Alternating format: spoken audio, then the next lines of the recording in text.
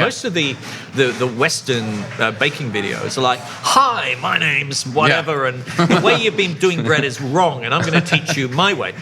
Whereas the Japanese ones are not like that at all. There's just the sound of the spoon in the bowl. It's a bit weird if you've never seen them before. It's like a suspense thriller or something. But when you do the things wrong, they.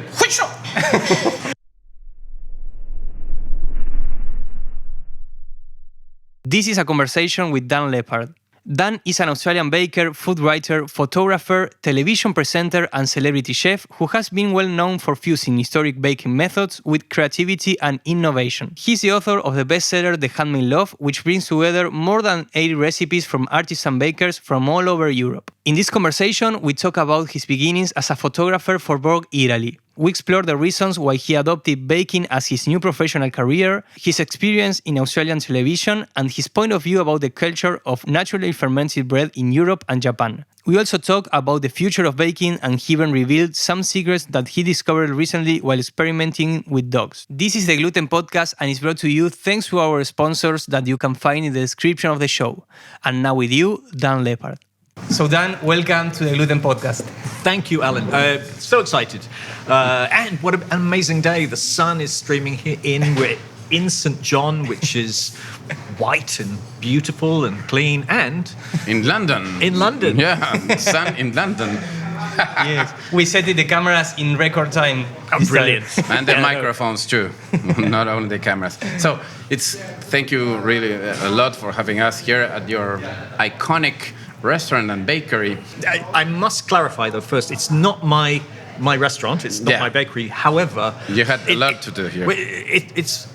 We have a word when we call something a touchstone, where it's a kind of lucky thing to touch, and I think the whole St. John kind of organization for me has been so wonderful to be connected to in the small ways that I have been. Have you worked here in St. John's? Absolutely, yes.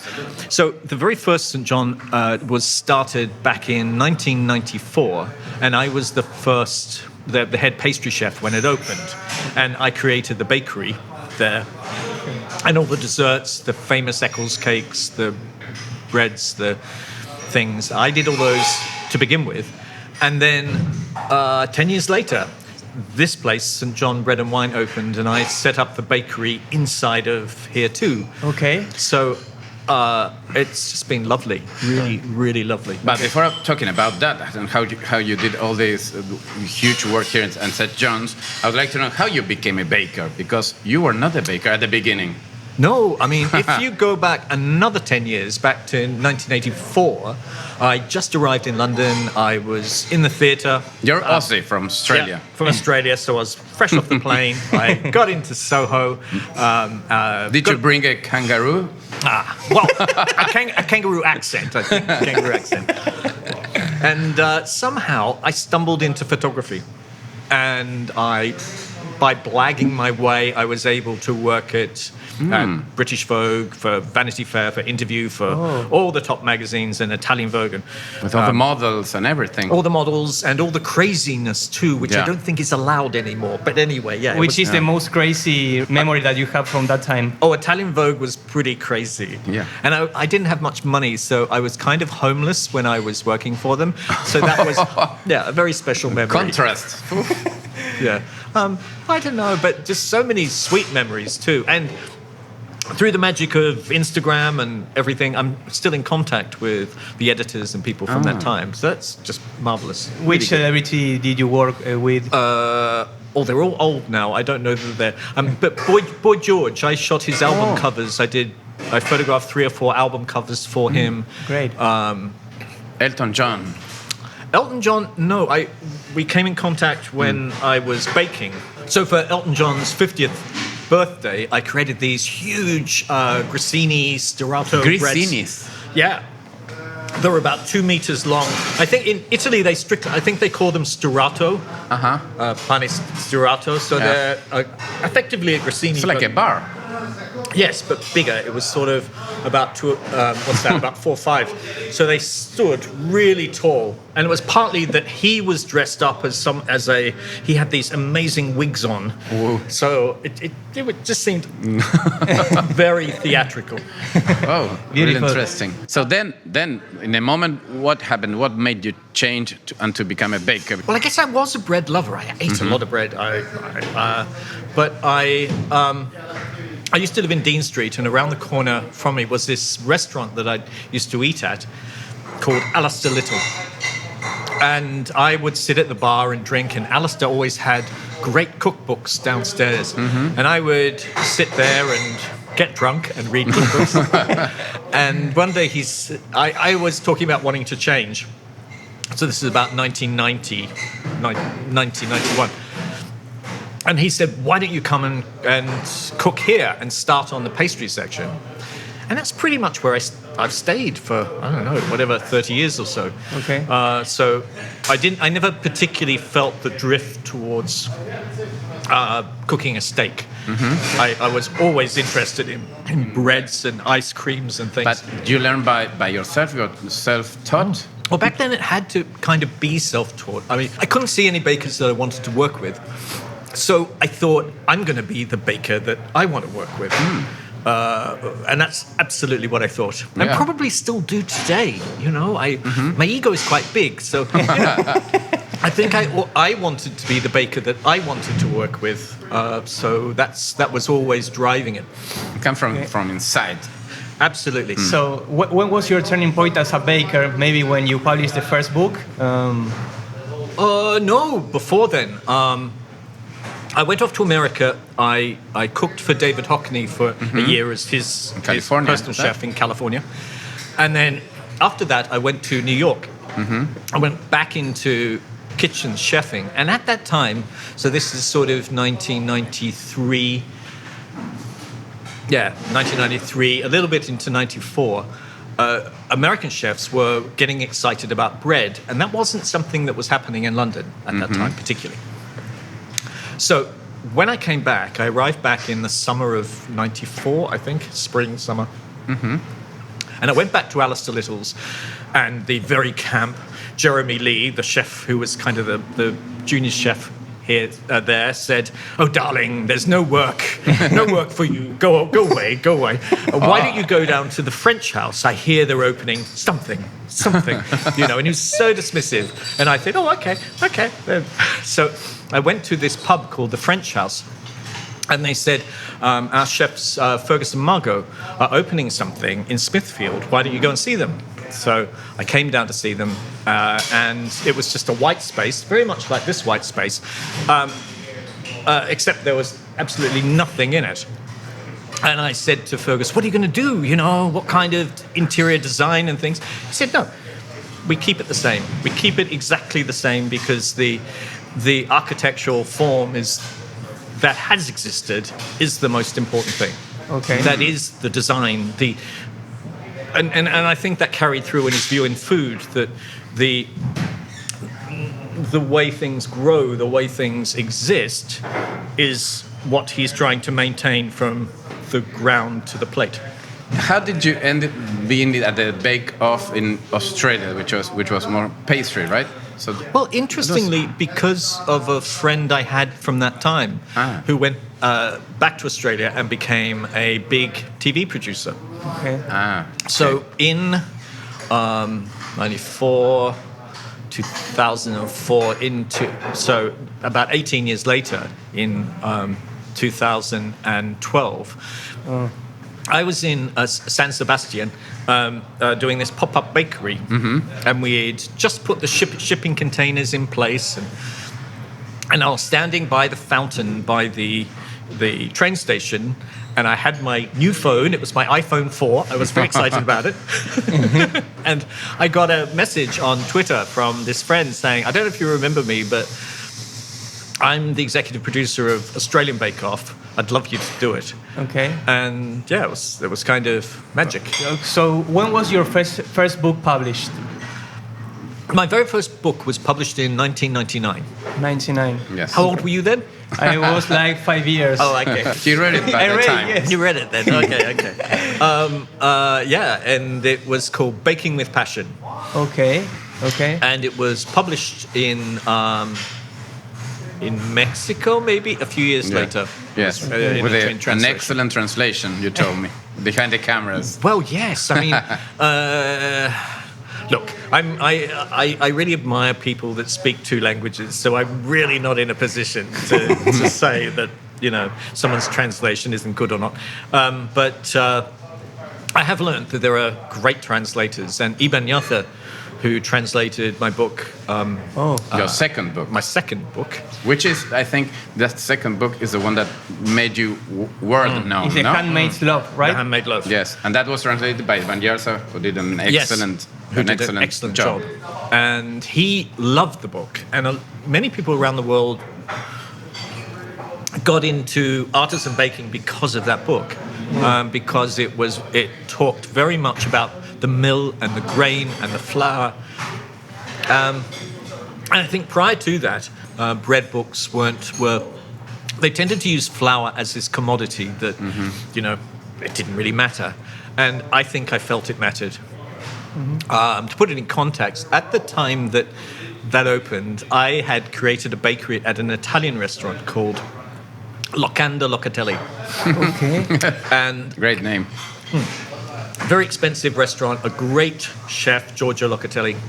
And I had been his pastry chef at his first restaurant in 95, 96 or something. I used to change restaurants quite a lot back then. It's normal. It happens when you're young, I think. And I wanted the bread to be really Italian when we were using Italian flour. So I felt that we should use Italian water too. Oh, yes? Yeah. Really? So we brought in all the water as well from Italy. That was very kind of Vogue. Yes. It was amazing bread. Can I just say? It was amazing bread. So, in how many languages the book was translated? Not that many, only maybe 4. Okay. Well, that's a lot. That's a lot, yes. Yeah, but it's been in print since 2004, and it's still in print today, and it's been reprinted in so many editions. Nice selection. Okay. And from that book, there's this well-known bread, the milk bread, no? Which is, I don't know, I saw every comment on the internet talking about your milk bread. Oh, absolutely. Could you please give us the recipe, the secret recipe, the updated recipe?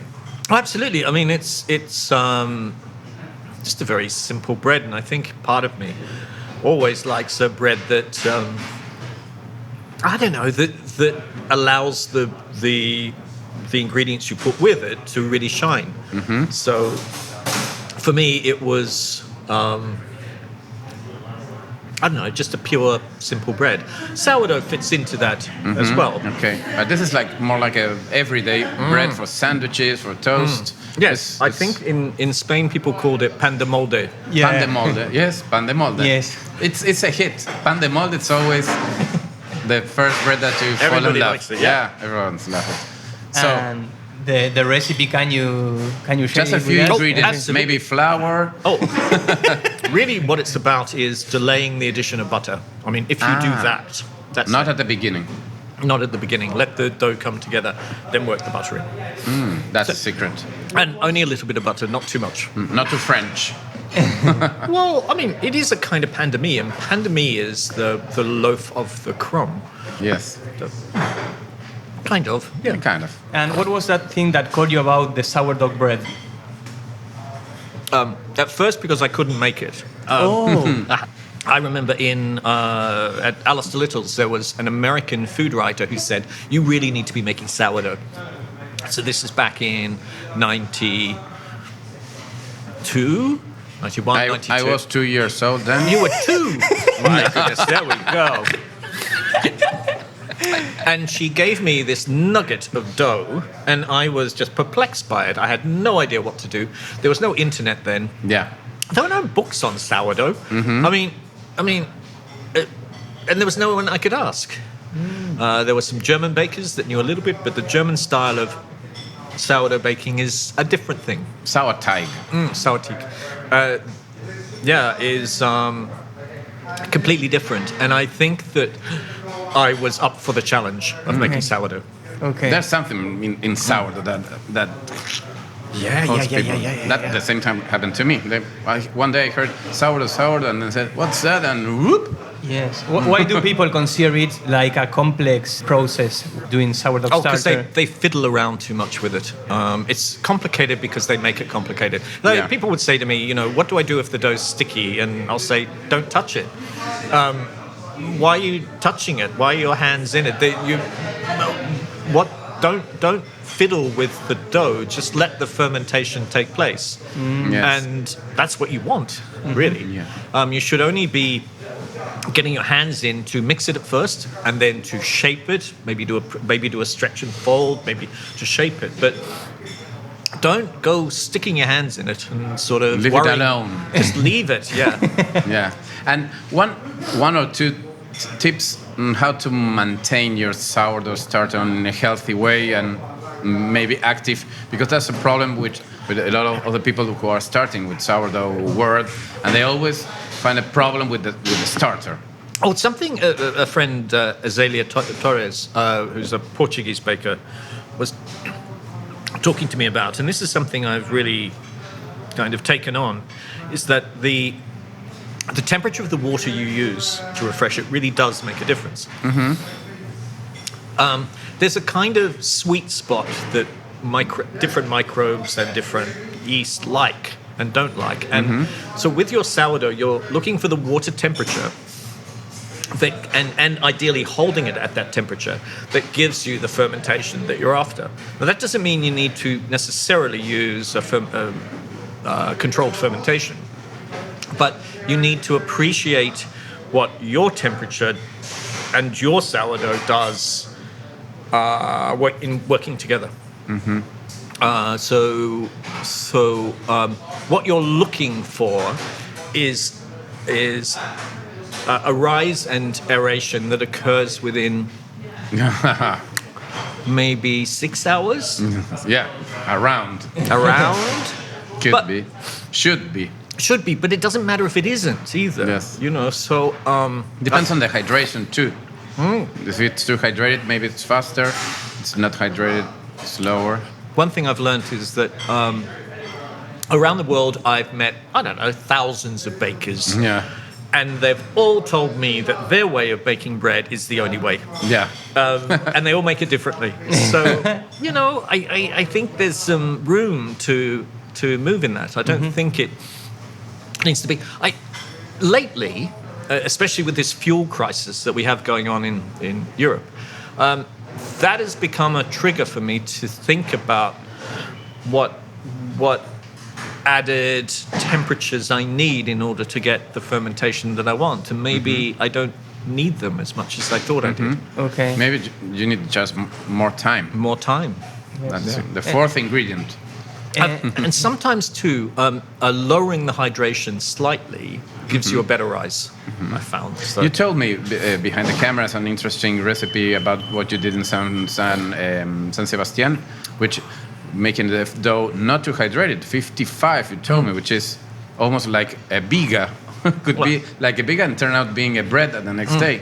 It's an interesting question, Ramon, because I'm also very keen about the labor that's involved in baking and making sure that you have a process that allows people to have a home life, not go crazy. I always say that the bakers that want to work overnight are the bakers you don't want to employ because they're crazy people. And you want the bakers that care about their own life and things. That's good. They're not crazy people. What I wanted was the dough to be mixed. I had this theory in my head, this plan. I wanted the dough mixed at about 4 p.m. And then I wanted it shaped about 7 a.m. and baked about 9 a.m. So that was the scheme. The challenge. That was the challenge. That was the challenge. You may call it the Lepard challenge. The Lepard. Absolutely. The Lepard challenge. And I then needed to write the recipe to fit with that time. So I mixed the dough at home using 20% sourdough, about 70% water, to the 100% flour, and the flour was a mix of kind of 70% white, 20% wholemeal, and 10% rye. So it was That's a kind classical of classic pandican pan, Maslin kind of dough. I left it at room temperature, and at that time, this was just before a couple of months before we opened the pop-up bakery. I left it, and I knew that I didn't want. It was also Iban too, and myself. We didn't want to use any refrigeration. We felt that was kind of anti-environmental, and we just wanted it to be everything at room temperature. So I put the dough in a bowl. Then the following morning at 7 a.m. came and looked, and it was soup. It was just liquid all the way through. So I thought, okay, then it's going to need less water. So I dropped the water down to about 60%, and I dropped the sourdough, because it had over-fermented, down to 10%. 10%. Came in the next day, it was still soup. But a thicker soup, but not as runny a soup. So I thought, well, it's going to take drastic measures. So what I did was try something really drastic. I took the amount of sourdough down to 2%. Which is almost nothing. Almost nothing. Dissolve that in about 55% water, so 550 grams of water for every kilo of flour. That's what I was talking about. It's almost like a bigger. Yeah, it's this kind of really dry mix. And left it, and then the following day, something incredible had happened.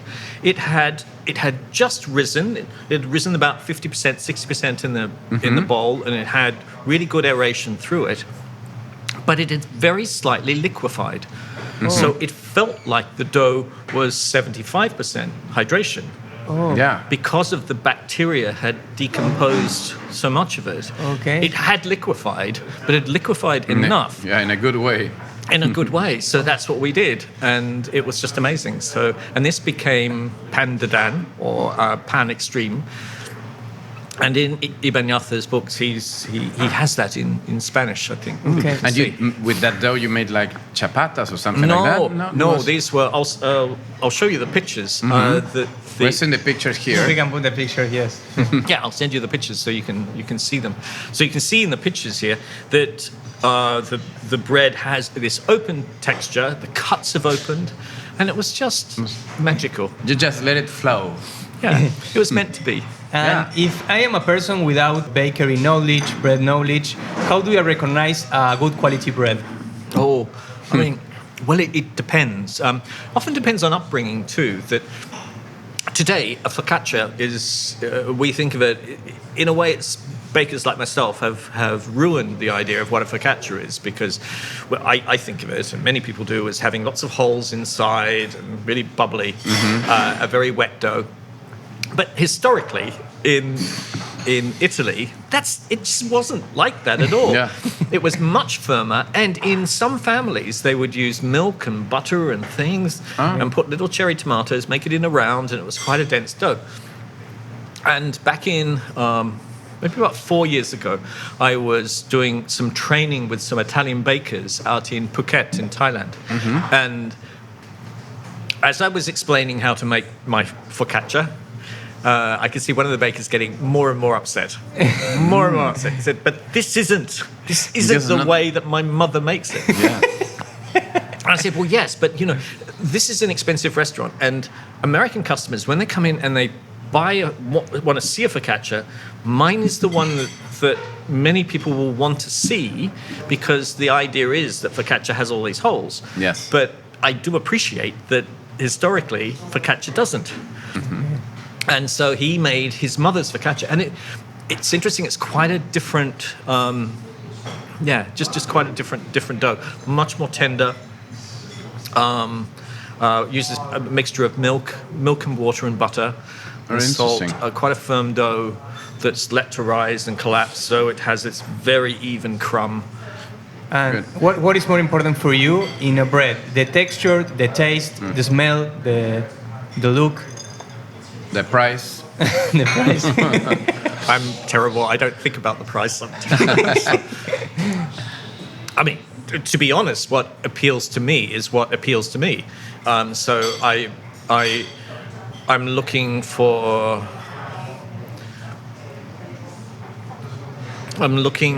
a sense that the bread made has been made intentionally that way.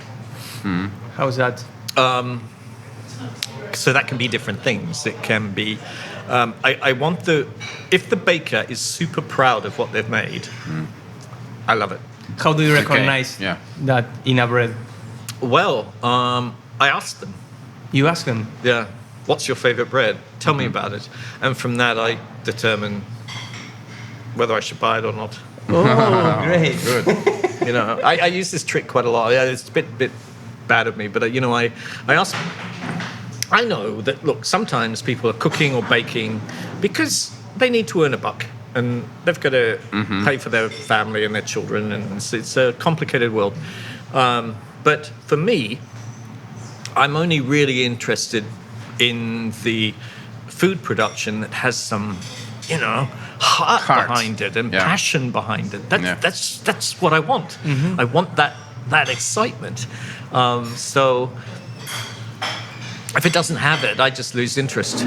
And one thing that I want to ask you, since you've been traveling around the world and giving some classes, is it important to make the same recipe everywhere, or you should be changed around the world with the ingredients maybe that you find everywhere in each different place? It's a really good question, Ramon, because I think that there's a movement right now amongst really sort of cutting-edge bakers around the world where they are trying to make the most of their climate, their grain, their history, and pull it back in. And though there are some great kind of sourdoughs, should I say, in an American style, maybe? Yeah. Because there were some great bakers in America that really pushed this forward. I'm not as interested in that, and I'm more interested in how it reflects a society as it evolves and how it resonates with people. That is it. I don't want to see, if I go French to bread in Thailandia. No, I don't care. I mean, I get it, and I appreciate the craft, but I don't want it. Yeah. It's like, if I go to, say, to Venice, I'm not really looking for bagels. Yeah. I mean, I know some people are, but even if I was, I'd like them to use Italian flour, and maybe have some rosemary and some polenta, or I'd like them to riff a little bit on being Italian. And I realize that also means that I'm not allowing people in that country to be expressive, and that's a problem. But certainly that's, as a consumer, that's probably where I'm coming from.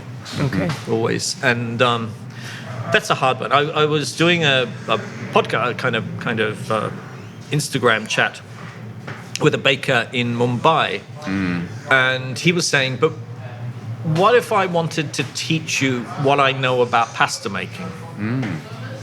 Does that have a place? And I said, well, yes, of course it has a place, but I don't quite have the audience for it. Because I think the audience I have kind of want to know about roti and about different Indian flatbreads. I don't know how we break through. There's a movement now around all that kind of flatbreads.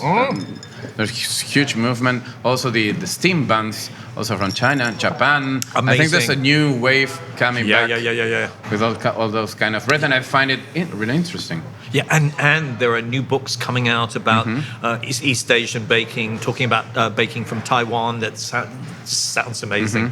Are you lost with all the sourdough bread recipes that you find on the internet? Would you like to learn all the tips and tricks to make your own sourdough bread at home? Then I have the solution. I have designed the perfect masterclass of sourdough bread just made for you. By clicking the link on the description, you will learn how to make and take care of your sourdough starter, how to knead, shape, ferment, and bake your sourdough bread. How to use and read the baker's percentage, all the basic techniques to bake like a pro at home, and how to read and understand your dough. Don't miss out on it and click the link on the description right now. Do you watch many videos on YouTube now, Instagram, all that, and using to learn all the time? Or you're maybe well, more I a do. book fan? He watched a lot of Gluten Morgan TV. Gluten He Morgan- told you me. Well, I kind of. I mean, I do. I mean, what am I watching on YouTube? A lot of Japanese videos because Talking about bread, okay? I'm talking about bread. yeah. So, a lot of Japanese videos because You're learning Japanese. I'm learning Japanese, and there's these people on Reddit that believe that the best way to learn another language is to immerse yourself in the language. Yes. So what you do is create a YouTube account that is only in that language. Oh, and the algorithm gives you the videos in that language. Yeah, so you say this is so I've set it up so it says my language is Japanese. How is these that are my channel interests. called yours in Japanese? Dansan. Dansan? Dansan. Beautiful. Dansan. And so it shows me people baking in Japanese. What's different with the Japanese videos too is that they use a lot of, is it AMSR, where there's no speaking. No music. No music, just the sound of the mixing. ASMR. Yes. ASMR. Right. Great. It's very strange. Yes. Yeah, and you've seen all the plays that it had, 10 million reproductions, 18 million.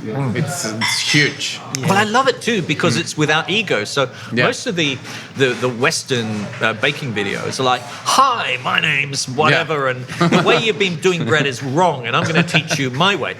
Whereas the Japanese ones are not like that at all. There's just the sound of the spoon in the bowl. It's a bit weird Yeah. if you've never seen them before. It's like a suspense thriller or something because you. But when you do the things wrong, they. I would love to watch some Dansan videos in Oh, that's it, ASMR. And you dress like a Japanese baker. No, I haven't made. I haven't should. made the videos, but I will. Here is the description, The link of the channel. to the Dansan channel. Absolutely. And what I'll probably do, I don't know. With this Japanese Yes. thing. I'll send you some pictures of me dressed like that. Yeah. And then, what is the tip that you discovered in this last time bread making? I love.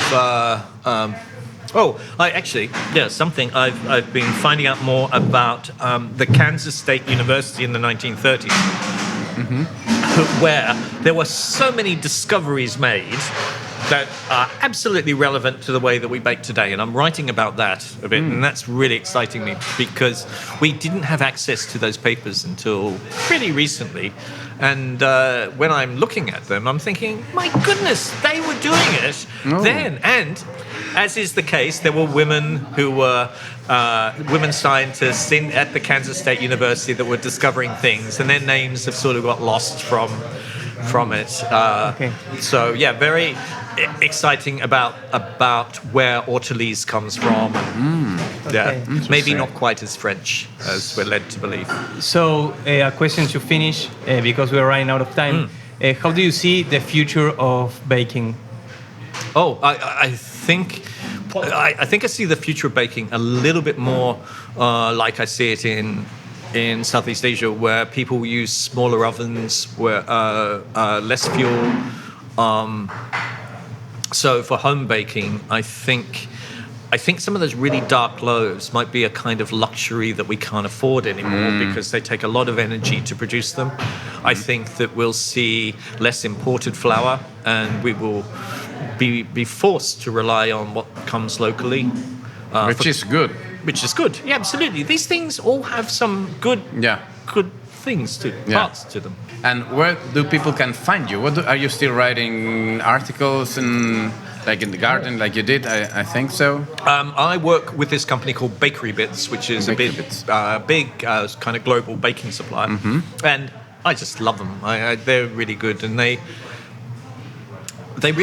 really looking to find the geeky things that people around the world struggle to get. So you can often find me there, but always on Twitter, always on Instagram too.